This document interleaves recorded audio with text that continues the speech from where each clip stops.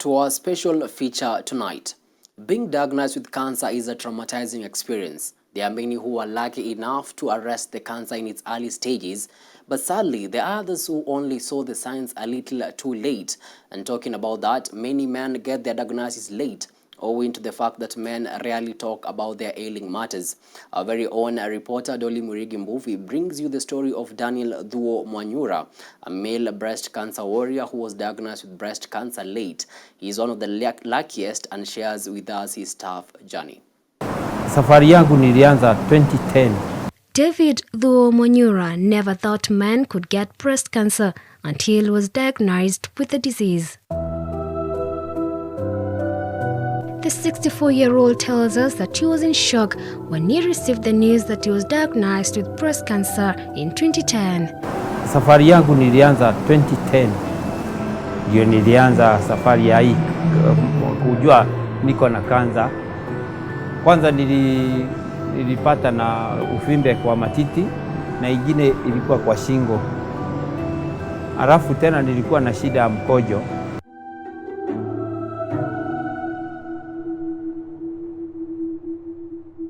It all started with a painless lump in his left nipple that grew larger as time went by. Then came the nipple discharge and occasional chest pains. Wakati nilienda hospitali, walisema mkojo ndio ilikuwa natafuta pumzi, mahali inaweza tolea pumzi. Nilitolewa hiyo kauvimbe ya shingo, nikatolewa matiti na nikashonwa, nikaenda nyumbani. Doctors kept on giving him painkillers to treat something they weren't sure about, and Thuo never thought it was anything to worry about. He sought medical help when the skin on his left breast began to increase 2 years later. Kwa muda wa miaka 2 ndio tena ile uvimbe ikarudi kwa matiti. Ile uvimbe kurudi kwa matiti nilikaa naye kwa sababu bibi alikuwa ananiambia aenda kwa hospitali juu hii uvimbe itakuja kuleta madhara mbaya. Na mimi napuuza tu kwa sababu naangalia kibarua. Sasa nikiwacha kwenda kibarua leo sitapata kitu, au pengine hiyo kibarua kuwekwa mtu mwingine.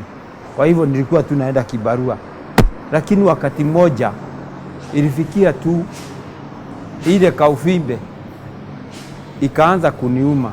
Ikaniuma siku ya kwanza kwa sababu sasa ilikuwa kubwa na ingine ilikuwa inaenda hivi. Sasa wakufikia tu jioni inaanza kuniuma. Ikaniuma siku ngapi? 3.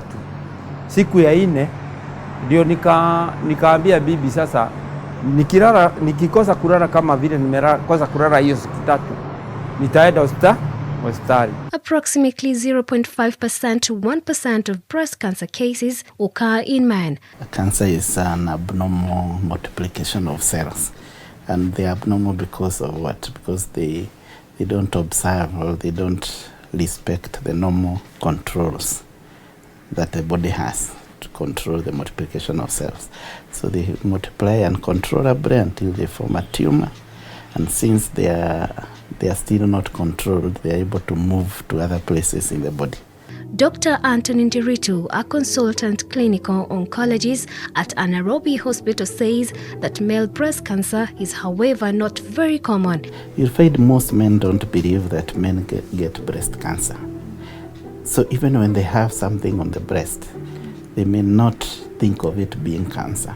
So they may not seek health care very, very fast.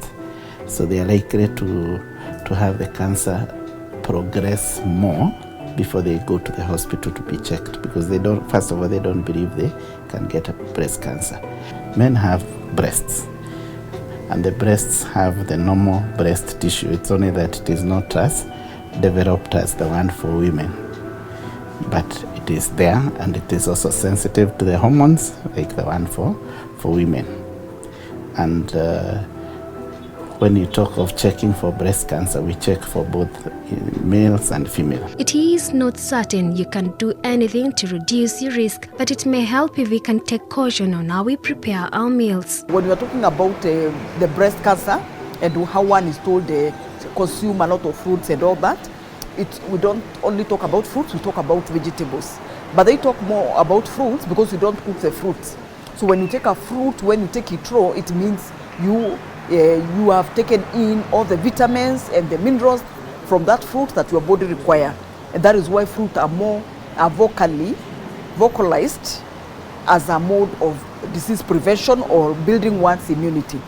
But all the same, we find vegetables also play a very major role in disease control and even helping a patient or a person even to recover from a disease. Thuo got hope from a fundraising through a donor which sorted for his treatment. Kwenda Mpisa nikaambiwa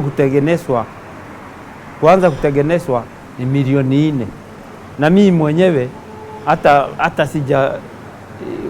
wakati hiyo nilikuwa sijapata hata 1,100. Sasa nikaona sasa nimefika mwisho, nikaambia bibi imefika mwisho, kwa sababu hiyo pesa imekuwa mingi. Sasa mahali nilikuwa nafanya kibarua kwa shule moja, headmaster wa huku alikuwa rafiki wangu sana. Sasa yeye aliniuliza, Thuo, ulienda kwa hospitali? Nilienda. Uliambiwa aje? Kugharamia hiyo matibabu itakuwa milioni 4. Akaniambia hiyo pesa kidogo sana. Sasa mimi nikashindwa, huyo ananiambia milioni 4 ni pesa kidogo, na hata 1,100 sijawahi shika yangu, sasa itakuwaje? Sasa yeye ndio alishughulika na mimi, ndio akanipeleka Aga Khan. Sasa huku tukaambiwa tufanye harambee tupate 1,400, lakini kwa uwezo wa Mwenyezi Mungu nilipata dona huko. Kwa hivyo nilianza kutibiwa, na waliniambia tukianza kukutibu hatutakuachilia. Lakini wakati wa kemo niliamka asubuhi moja tukiwa na bibi, akaniwekea maji nioge, kufanya hivi kwa kichwa, nywele yote ikamwagika. Sasa ikabakia kama hapa unyuso. Yeye alistuka, hata mama yangu alistuka, kwa sababu sasa waliona ni mwisho wangu wa kukufa. Makucha ilitoka. Sasa nikakaa kama nilizaliwa sina nywele, sina makucha, lakini niliendelea kurudi. Lakini daktari alikuwa ameniarifu hiyo shida yote nitapitia. Although rare, men should also be aware of common symptoms like lumps or swelling in the breast, discharge and skin discoloration around the breast area, pain in the nipple area, irritation of the breast skin. What are these signs that men should look for to suspect that they could be having a problem with their breast? And some of those things are changes on the skin. The skin of the breast, it may become maybe reddish or a bit darkened.